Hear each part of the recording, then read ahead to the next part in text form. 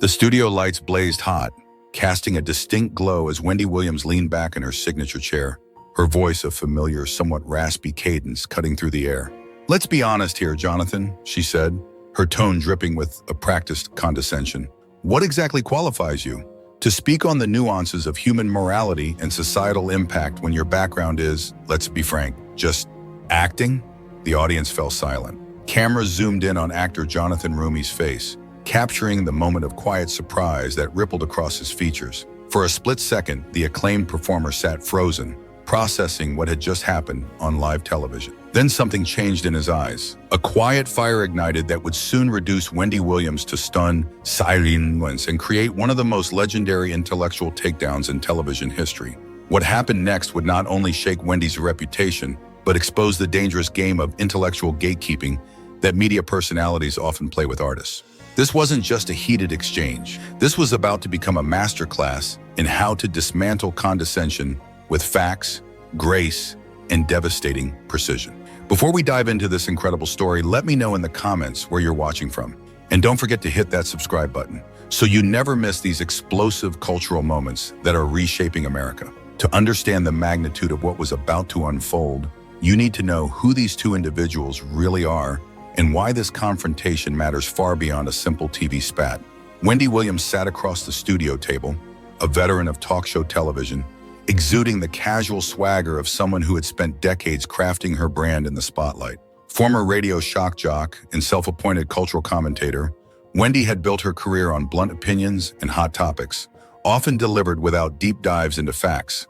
Her loyal following hung on every word, treating her pronouncements as entertainment gospel. She had a history of making bold statements about public figures' qualifications, often without doing her homework first. That day, Wendy wore a vibrant, perfectly coiffed wig, leaning back in her chair with the confidence of someone who believed she was about to school an actor on national television. Her research team had clearly briefed her on talking points designed to question Jonathan's depth, and she was ready to deploy them like verbal darts. On the other side of the table sat Jonathan Roumie, an actor whose depth Wendy clearly hadn't bothered to learn. Known for his compelling and deeply human portrayals, most notably as Jesus in The Chosen, Jonathan carried himself with the quiet confidence of someone who had dedicated years to understanding the human condition through his craft. Dressed in a sharp, tailored suit that commanded respect, he carried himself with the quiet dignity of someone who had fought for every achievement in his life. But here's what Wendy didn't know, what her research team had failed to uncover, and what was about to make this confrontation legendary. Jonathan Roumie wasn't just another actor. He was an artist who had dedicated years to honing his craft, earning not just credits, but a foundation in acting and performance theory that would make most dramatic arts scholars envious. The stakes couldn't have been higher. This wasn't just about an actor and a talk show host disagreeing on television. This was about the dangerous pattern of media figures dismissing the intelligence and depth of artists, assuming they are mere performers without serious thought or perspective.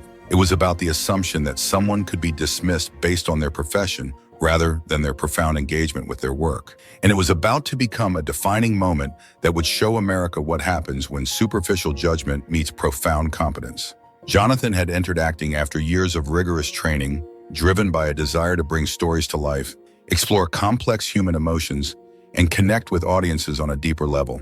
He had built his career on meticulous preparation, character research, and a commitment to authenticity. But sitting across from Wendy, he knew he was facing more than just professional criticism. He was facing the kind of intellectual dismissal that had followed accomplished artists throughout history.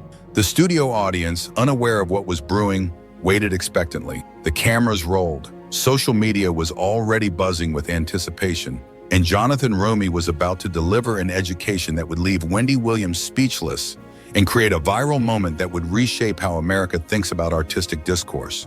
The tension in the studio was electric as Wendy doubled down on her attack, clearly believing she had the upper hand.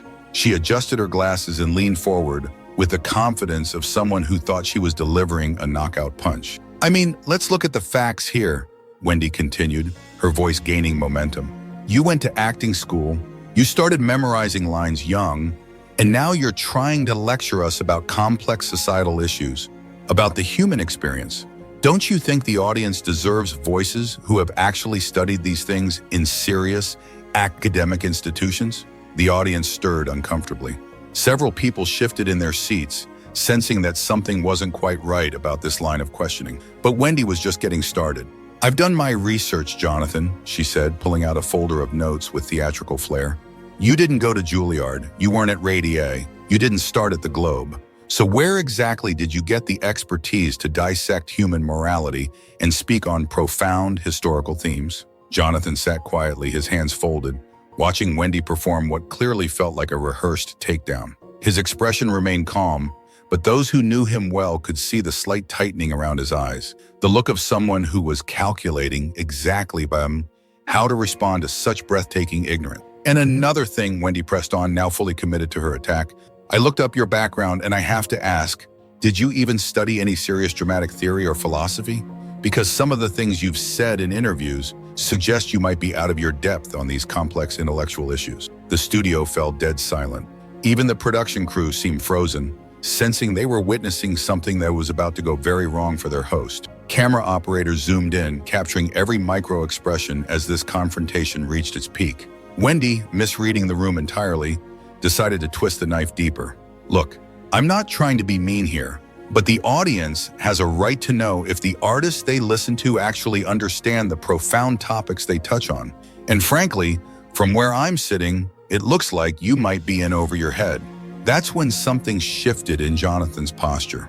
He uncrossed his hands, placed them flat on the table, and looked directly into Wendy's eyes with a level of intensity that made the entire studio hold its breath. The change was subtle but unmistakable. Where moments before he had been sitting politely, almost deferentially, now there was something different in his bearing. His shoulders squared slightly, his chin lifted just a fraction, and his eyes took on the sharp focus of someone who had decided that enough was enough. Several audience members later said they could pinpoint the exact moment when Jonathan transformed from a guest being attacked into an artist preparing to deliver a monologue that would dismantle an ill-informed critique. It wasn't dramatic or showy. It was the quiet, controlled shift of someone who had been underestimated one too many times and was about to make sure it never happened again. The studio lighting seemed to catch him differently in that moment, highlighting the determined set of his jaw and the steely resolve in his eyes. Camera operators, sensing something significant was about to happen, instinctively adjusted their angles to capture what they knew would be a pivotal moment. "Are you finished?" Jonathan asked quietly, his voice steady but carrying an undertone that suggested a storm was about to break. The question hung in the air like a challenge. The audience, which had been murmuring and shifting throughout Wendy's attack, fell completely silent. Even the production crew seemed to freeze, recognizing that they were witnessing the calm before what was about to be a very significant storm. Wendy, completely misreading the moment and apparently oblivious to the fundamental shift that had just occurred in the room's dynamic, smiled smugly. Her confidence was now painfully misplaced, like someone who didn't realize they had just stepped onto thin ice. "I think I've made my point pretty clearly." The words came out with the same condescending tone she had been using throughout her attack, but now they sounded hollow in the charged atmosphere of the studio. Several audience members winced, recognizing that Wendy had just made a critical error in judgment. "Good," Jonathan replied, his voice still controlled, but now with an edge sharp enough to cut glass. There was something almost predatory in his calm, the controlled stillness of a skilled performer who had just been handed the perfect opening to destroy an unprepared opponent.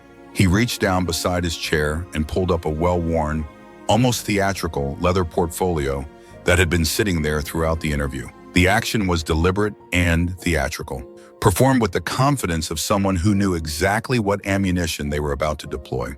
"Because I have some things I'd like to share with you and your audience about my just acting background." The way he said the words "just acting" made it clear that Wendy was about to learn just how questionable her own research had been. The portfolio made a soft clicking sound as he opened it, but in the dead silence of the studio, it seemed to echo like a gunshot. Camera operators zoomed in instinctively, capturing the moment as Jonathan began to methodically arrange documents on the table between them. The cameras caught Wendy's face at that moment, the slight faltering of her confident expression, the first flicker of uncertainty crossing her features. It was as if some primitive survival instinct was finally kicking in to warn her that she had made a terrible mistake. Her eyes darted to the documents Jonathan was arranging, then back to Jonathan's face, then to the audience, as if looking for some way to escape what was about to happen. But it was too late. She had opened a door that was about to slam shut on her entire argument, and everyone in the room could sense it. "Please," Wendy said, trying to maintain her dismissive tone, but with noticeably less confidence than she had shown just moments before. The word came out slightly strained, as if she was beginning to realize that she might be in more trouble than she had anticipated. Jonathan smiled then, not a friendly smile, not even a particularly warm one, but the kind of smile a chess master gives right before delivering checkmate. It was the smile of someone who had been playing a different game entirely, someone who had been waiting patiently for their opponent to overextend themselves so completely that recovery would be impossible. He reached into his portfolio and pulled out a stack of documents, setting them deliberately on the table between them. "I'd be happy to enlighten you, Wendy," he said, his voice now carrying the authority of someone who was about to school a bully in the most public way possible. "In fact, I think this conversation is about to become very educational for everyone watching." The studio audience leaned forward collectively. Social media was already exploding with clips of Wendy's attacks, but nobody yet knew they were about to witness one of the most devastating artistic responses in television history. The stage was set, the trap had been laid, and Jonathan Roumie was about to spring it with surgical precision. Jonathan opened his leather portfolio with the deliberate calm of a prosecutor presenting evidence to a jury. The studio lights caught the gold lettering on the documents inside, and for the first time, Wendy's confident expression began to crack. "You want to talk about my education, Wendy?" Jonathan began, his voice now carrying the full authority of someone who had been vastly underestimated. "Let's talk about it." He pulled out the first document and held it up for the cameras to see clearly. "This is my Bachelor of Fine Arts from the USC School of Cinematic Arts. But you probably didn't know that USC's program is consistently ranked among the top acting conservatories globally, particularly for its rigorous curriculum in classical theater, dramatic literature, and character analysis. Did you?" Wendy's face went pale. The folder of research in her hands suddenly looked very thin indeed. "But wait, there's more," Jonathan continued, now warming to his subject. He pulled out a second document. "This is my certificate for a specialized minor in philosophy, which I pursued to deepen my understanding of human ethics and historical thought, crucial for the nuanced characters I portray." The audience began to murmur. Some people were pulling out their phones, already sensing this was becoming a moment worth recording and sharing. "Now, you asked about serious dramatic theory and philosophy specifically," Jonathan said, his voice gaining strength with each word. "I didn't just take classes, Wendy. I specialized. I graduated magna cum laude. I was on the dean's list.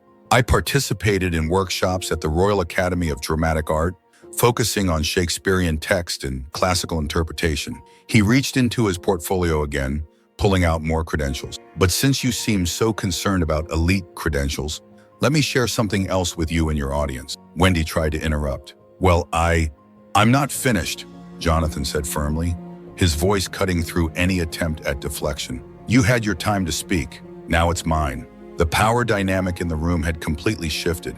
Where moments before Wendy had been the confident aggressor, she now sat hunched in her chair, looking smaller with each revelation.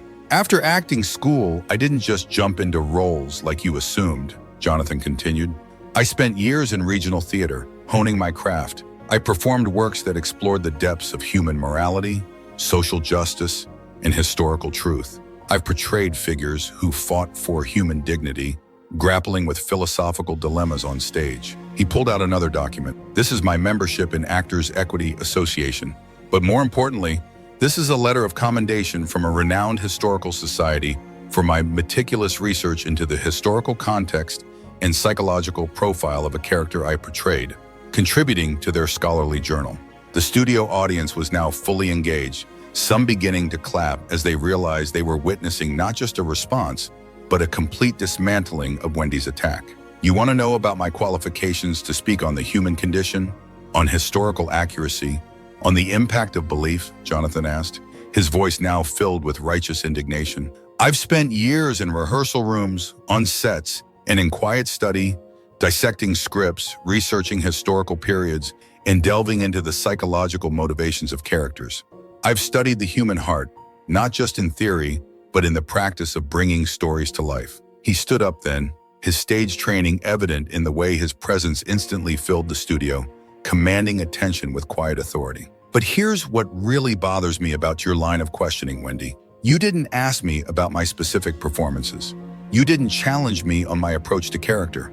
You didn't engage with the substance of any artistic choices I've made. His voice grew stronger, more passionate. Instead, you made assumptions about my intelligence and my qualifications based on what exactly? The fact that I'm just an actor? The fact that I don't fit whatever image you have in your mind of what a qualified person looks like? Wendy tried again to speak. I didn't mean to suggest. You suggested exactly what you meant to suggest, Jonathan cut her off. You suggested that I'm not qualified to engage in meaningful discourse, that my perspective as an artist is somehow less valid than someone with a different professional background. You suggested that my education was questionable without bothering to learn what that education actually was.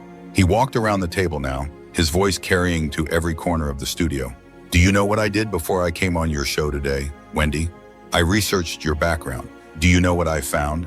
Wendy's eyes widened, clearly not expecting the tables to turn this completely. I found that your path to success was through radio and television, built on engaging with popular culture, not perhaps on formal academic study of dramatic arts or philosophy. I found that you built your career on entertainment, not formal scholarly research. I found that you have no formal training in classical theater, no background in script analysis, and no academic degrees in performance theory. The audience gasped. Several people began clapping, and the applause grew louder. But here's the difference between us, Wendy, Jonathan continued, his voice now carrying the full weight of moral authority. I also found that you built a media empire, created opportunities for many, and used your platform to connect with millions through entertainment. I found that you've been a voice for various perspectives within pop culture, and that takes talent, drive, and a unique form of communication. I found that despite not having formal credentials in my field, you've shown real leadership in your own sphere. The studio fell completely silent. Even Wendy's most ardent fans in the audience seemed surprised by this unexpected turn. But did I come on your show to question your qualifications to have cultural opinions? Did I suggest that you don't belong in the conversation because you lack formal credentials in dramatic arts or philosophy? No, Wendy, I didn't. Because I believe that all voices, whether from the academic halls, the courtroom, or the stage, have the right to contribute to discourse, regardless of their specific educational background, as long as they do so with respect and preparation. Jonathan paused, letting the weight of his words settle over the room. What I don't respect, what I will never tolerate, is when someone uses their platform to tear down others based on assumptions and prejudice. What I won't accept is when someone tries to silence voices they don't like by questioning credentials they haven't bothered to verify.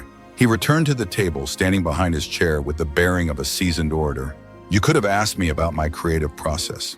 You could have challenged my artistic interpretations.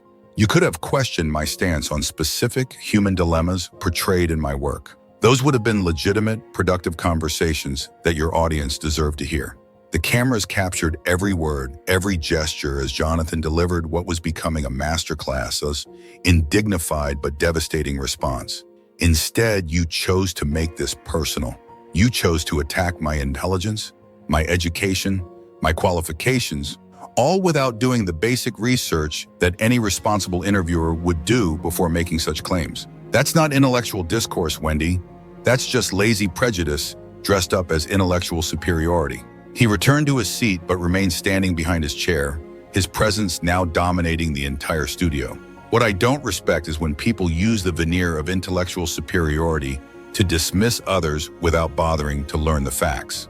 Jonathan picked up his portfolio again, but this time he pulled out something different, a tablet computer. Since we're talking about research, let me share some actual facts with your audience. He tapped the screen and read from it. According to the Directors Guild of America, I am one of only ex-actors to have successfully performed challenging classical role while simultaneously voicing popular animated character and preparing for complex historical drama. I have spent over a high number of hours in character research for my roles, delving into historical texts, psychological profiles, and philosophical treatises. The studio was completely silent now, except for the sound of Jonathan's voice, which carried with absolute authority. But here's the most important fact of all, he said, looking directly at Wendy, who sat frozen in her chair. I was chosen by audiences, by directors, by the very nature of my craft, not just for my looks or my ability to deliver lines, but for my commitment to understanding and portraying the human experience with depth and truth. He closed his portfolio with a decisive snap. So, to answer your original question, Wendy, what qualifies me to speak on the nuances of human morality and societal impact? My education, my experience, my dedication to understanding the human condition through art, and most importantly, the connection I forge with the audience, who trust me to be a voice for these stories. Jonathan sat down then, folding his hands calmly on the table, his point made with devastating effectiveness. Now, did you have any actual questions about my craft, my roles, or the impact of my work? Or were you planning to continue making uninformed assumptions about my qualifications? Wendy Williams, for perhaps the first time in her television career, sat in complete silence. Her mouth opened as if to speak, but no words came out. The woman who had built her reputation on never being at a loss for words had been rendered speechless by the very person she had tried to dismiss as just an actor. The cameras captured it all. Wendy's stunned expression, the audience's growing applause, and Jonathan Roumie sitting calmly in his chair, having just delivered one of the most comprehensive and devastating responses in television history. The studio remained frozen for what felt like an eternity, but was probably only 10 seconds. Wendy Williams stared across the table at Jonathan Roumie, her mouth slightly open, completely unable to formulate a response. The audience, sensing the magnitude of what they had just witnessed, broke into sustained applause that grew louder with each passing moment. Wendy finally managed to stammer, but her voice trailed off. She looked down at her folder of research notes, then back up at Jonathan, then down again. The woman who had spent decades dominating television conversations had been completely neutralized. The show's producer, visible in the background, made frantic hand signals to wrap up the segment, but the cameras kept rolling, capturing every second of Wendy's visible discomfort and Jonathan's composed victory. Behind the scenes, the production team was in chaos. The show's executive producer was frantically whispering into his headset, trying to figure out how to handle what had just become the most talked about moment in the show's history. Camera operators were getting conflicting signals. Some producers wanted to cut away from Wendy's obvious distress, while others recognized they were capturing television gold. The studio audience was buzzing with an energy that veteran television professionals had rarely seen. People were turning to their neighbors, whispering excitedly, some pulling out phones despite the usual restrictions on recording.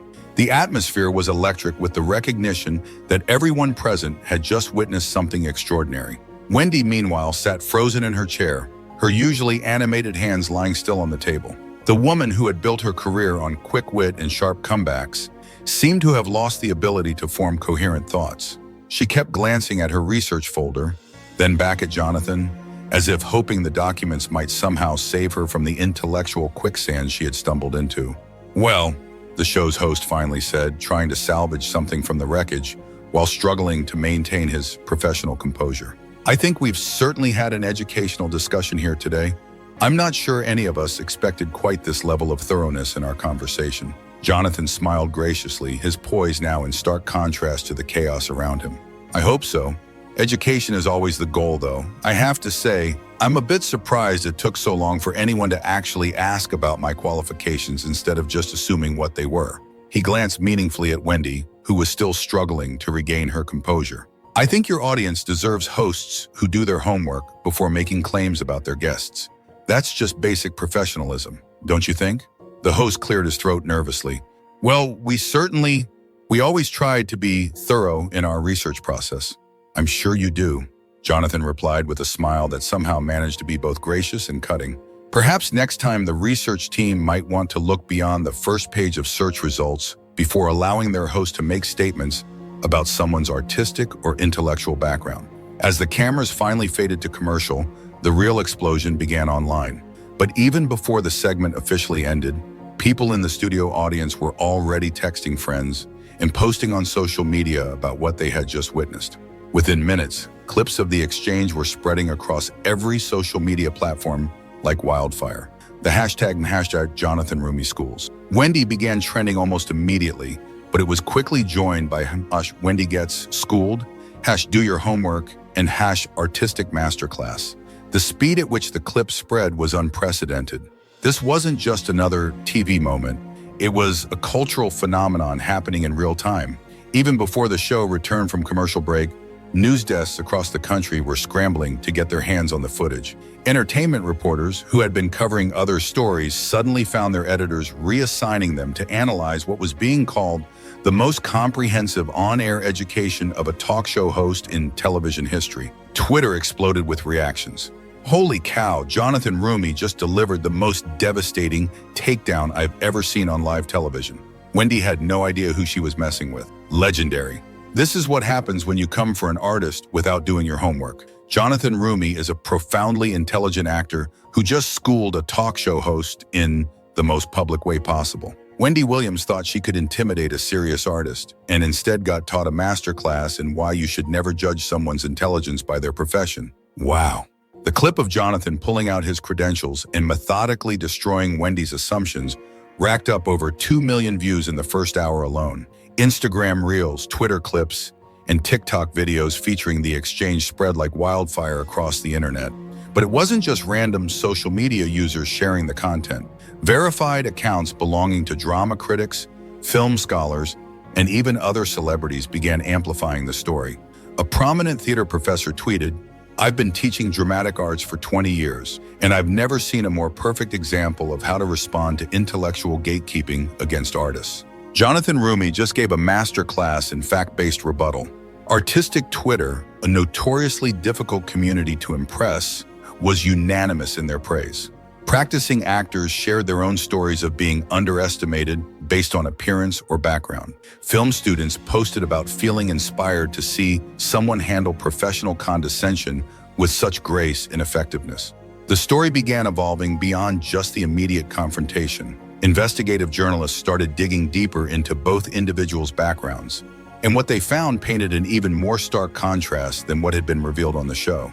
One reporter discovered that during his time in training and early career, Jonathan had taken on several challenging, under-the-radar roles that required extensive historical and psychological research. In one particularly notable independent film, he had successfully portrayed a complex historical figure, earning critical acclaim for his unflinching dedication to truth in performance.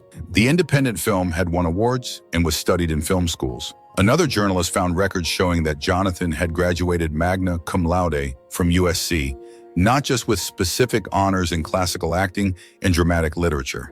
His thesis on the actor as philosopher had been cited by acting coaches and performance theorists. The contrast with Wendy's preparation became even more embarrassing when it was revealed that the research folder she had been consulting contained mostly printed articles from entertainment websites and celebrity blogs, with no actual academic or artistic sources about Jonathan's background or training. Major news outlets picked up the story immediately.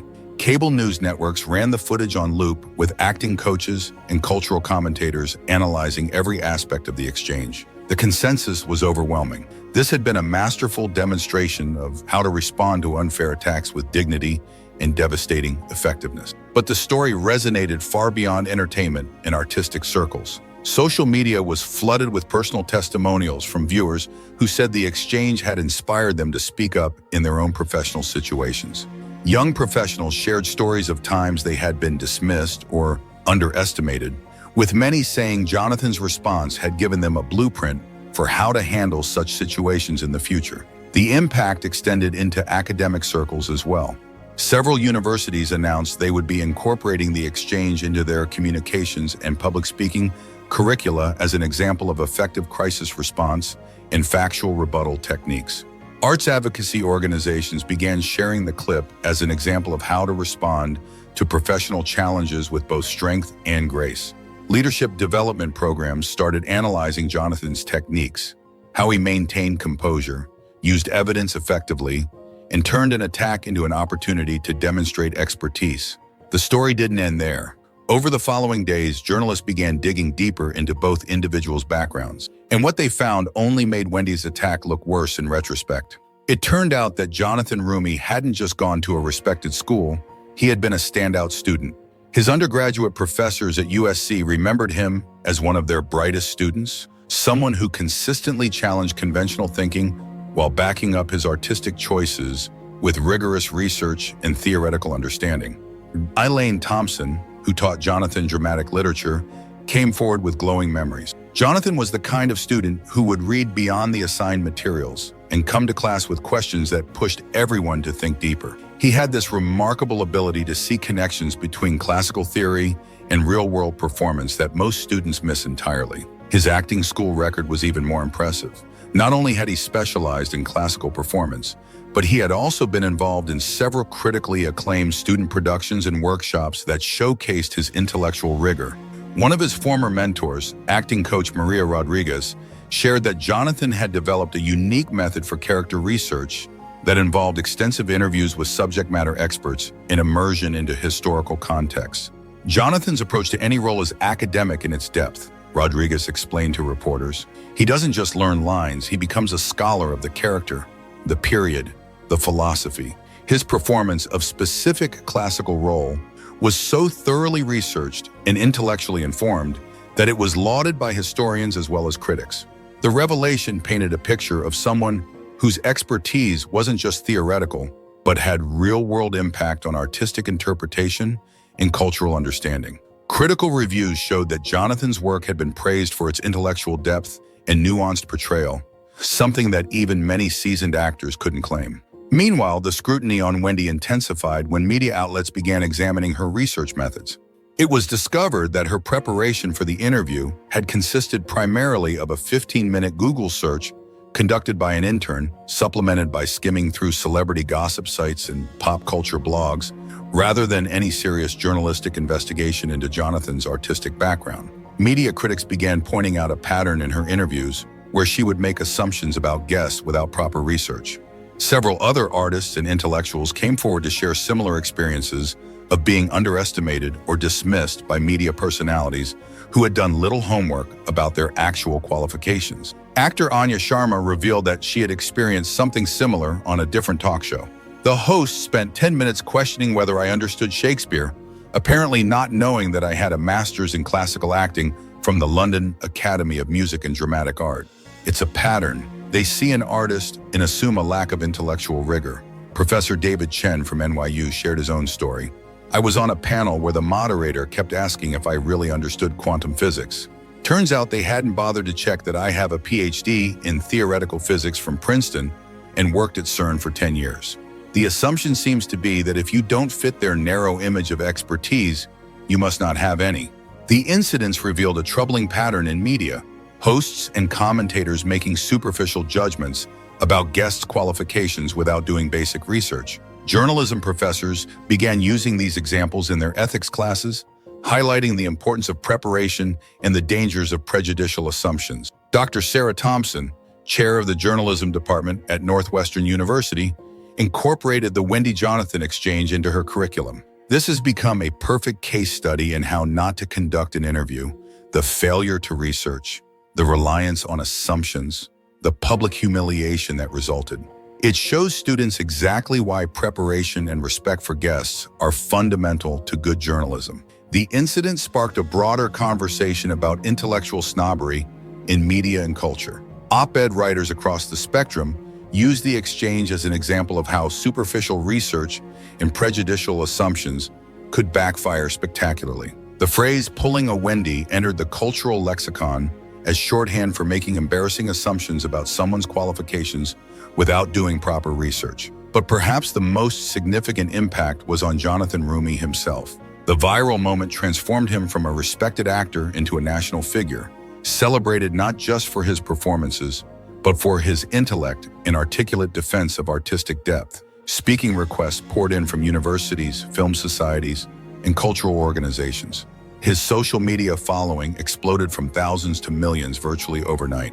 More importantly, the incident elevated his voice on the very human and societal issues Wendy had questioned his qualifications to address. Major news networks began regularly inviting Jonathan to comment on the psychological underpinnings of current events, the historical context of political movements, and the philosophical dilemmas of modern life. Exactly the kind of expert commentary that Wendy had suggested he wasn't qualified to provide. The irony was not lost on cultural observers. By attempting to diminish Jonathan's credibility, Wendy had inadvertently launched him into the national spotlight as one of the most prominent young voices on the intersection of art and intellect in American discourse.